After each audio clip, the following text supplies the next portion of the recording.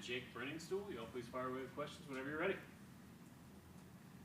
Hey, Jake, David with Tiger Net. What has kind of led to this offensive resurgence the last couple of weeks, and especially getting you more touches or targets out there too? Yeah, I think it's just a culmination of a lot of things, but I think I would say the biggest thing is just us believing in each other, just believing in what we can do, and we've always known what we could do, but I think now just kind of bringing it to the field and kind of just putting up more points in the last couple of weeks, I think it's just been really good for us just from a confidence standpoint.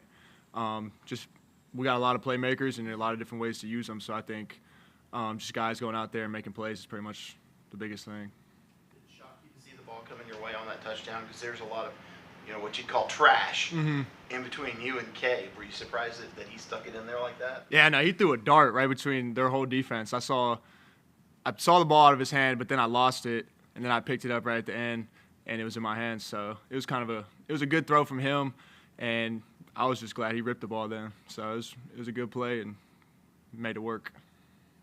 How many inches away from your hand was it by the time you picked it back up? It was probably like 2 feet away after it passed the second defender. Have you seen a confidence build in Cade? Have you seen him since the Miami game, I guess, come back up maybe a little bit? Does he make that throw against Duke? Yeah, I think he has that type of ability within him. I just think he has to trust his own abilities, not try and do too much, kind of just play within himself, play within the system. But I think as far as Cade goes, I think every single week he's just gotten better and better every week, and it's just kind of just unfolding into the rest of our offense. So I think as he continues to grow and develop and get better, I think you'll see our whole team grow and develop and get better. So he's a very important piece for us, and we need him. So the better he plays, the better off we're going to be. So I think we're seeing what he's capable of is really coming to fruition now, and I'm excited to just keep going and keep growing with him and keep growing our connection. Sage being out for the year now with ACL, what did he provide the offense, and what do you guys have to, replace or pick up? Yeah, no, losing Sage is huge, especially just where he was at with this with this season, with his career. He was really starting to take off, especially just from the tight end room, really being a leader, really taking control of the younger guys, helping me out, really just working together as like a tight end duo within the offense. And I think just losing him hurts us as a tight end room just because of the type of player he is and type of person he is. But I think we'll be fine going forward just because of the guys that will be able to step up. And I think it's a good opportunity for the younger guys this part of the season to kind of get some game experience, game reps, and kind of just build for the future.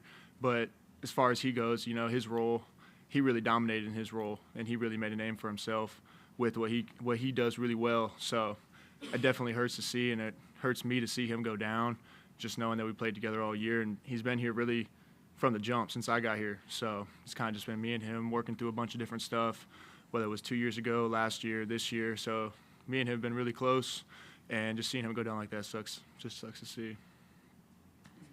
Kind of know what Josh can do, but what about Olsen, Pat Henry, and Marcus Dixon? What should people expect out of those two? First of all, those two are going to be really, really good tight ends here. Both of them have a lot of ability. Like you said, Sapp, he's really been able to showcase what he can do.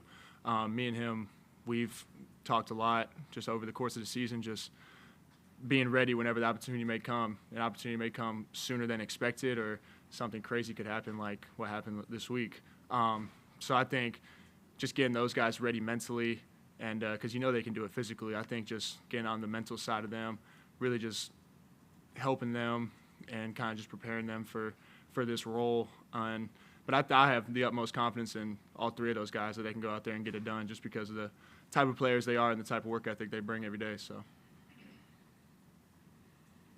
Being friends with Shipley, Coach Sweeney was saying after the game that maybe he was a little mad that people had kind of forgotten about him, and maybe it was fueling him a little bit. That game, I guess, could you tell at all that he was irritated by that, and that he was running angry at all? No, not really. I think Ship's the same guy every day. You know what you're going to get with him, so I just think he just brings a different demeanor and different mindset kind of to the game. So it's really just fun to play with him, play off of him, and I think I think with Phil having the week that he had prior to that really elevated everybody to kind of match up, especially coming into these last couple of games, I think everybody's just trying to showcase everything they can do and give it all they got, leave it all out there to finish strong. But as far as Ship goes, I mean, he's a dog. We all know that. But I think just the other stuff is what makes him special. His leadership, his work ethic, and all that stuff that goes into the skill set as well. Say he's different. I mean, what's different about him? I would just say, like I said before, his leadership and his work ethic. It's just you don't really see, especially when we came in here as freshmen, a young guy with that much, mental side. And I think it's really helped me out in the way I prepare for games and prepare for practice and that type of stuff. So it's been beneficial. What have you picked up from him in terms of how you prepare? I guess we live together, so we're always talking about who we're playing, how the game went, what's something we could do better. I asked him for what he would like to prefer from a running back's perspective, from a tight end. So I think it just helps, me, him, and Phil being really close. I think it just helps all of us play better on the field together. Any questions for Jake virtually? Hey, this is Trevor Gross from CUTigers.com. I think Coach Sweeney said that reverse flea flicker was supposed to go to you. Kate checked it down to Phil. It worked out great, but how much were you looking forward to that play? I think Davis Allen scored on that last season. Yeah, no, we hit it versus Florida State last year. Then we pulled it out again this year. And the defense had a good call, but I thought he was still going to rip it in there on the back shoulder. But he dumped it off the field, and we picked up 17 or 18 yards, so it worked out well. You made a huge play on fourth down there, fighting to get the line to make after the catch. That was a big play in the game. What was going through your mind during and after that play? Yeah, I mean, I was just aware where the sticks were, and I knew it was fourth down, so I knew that we just had to strain as hard as possible to pick up the first down and keep the drive alive. I think that was something throughout a couple of those first drives that was really good for us, just guys making plays on cash downs, third and fourth downs, just to be able to pick up the first and keep the drive alive. So I think just knowing where the sticks were and knowing that we had to pick it up to eventually get into the red zone and score, I think it was just me doing what I was asked to do and trying to get it done for the team.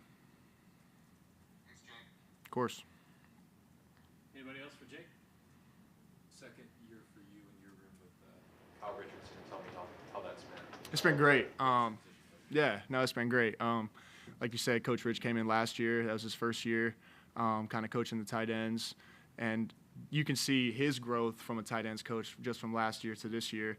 And I feel like it's really taken my game to another level just from a technique standpoint and kind of just working on small little drills that really focus in on the details that you can see translate over to the game film and then translate over to how we're producing on the field. So I think he's been doing a really good job. And he also does a really good job connecting with the guys. We got a bunch of different dudes from different backgrounds, so it's a difficult job, more difficult than it seems to be able to just connect on a personal level to so many different guys, but I think he does a really good job with that, and he's really brought our room really close together. Is it something with him and music, or he likes? Yeah, he loves music. He's always in our meetings. Rapper, Yeah, he's a big West Coast guy. He loves the West Coast rap game, so just kind of shedding off some of that knowledge on us, kind of just being able to, in a more relaxed environment, not always talk about football, but at the same time, getting what we need done. Going back to Shipley, I think Blake was even telling us about this yesterday, just the hit at NC State when he went down. Do you remember what that was like on the field to kind of see that hit? Yeah, for me, it was loud and it was scary. So, I mean, I saw him, and then I was the first one to run over to him. I was saying, like, get up, Ship, but I could tell that something wasn't right. So I'm glad he came out okay, but, yeah, he definitely got banged up there. I guess what does it say about him as a player that he can go back on the field? Tough. He's a tough guy.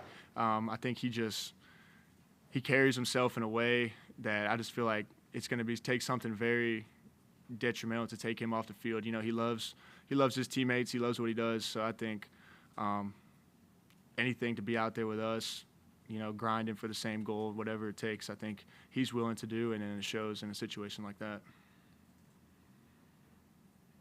Anybody else? All right, thank you, Jake. Thank you, guys.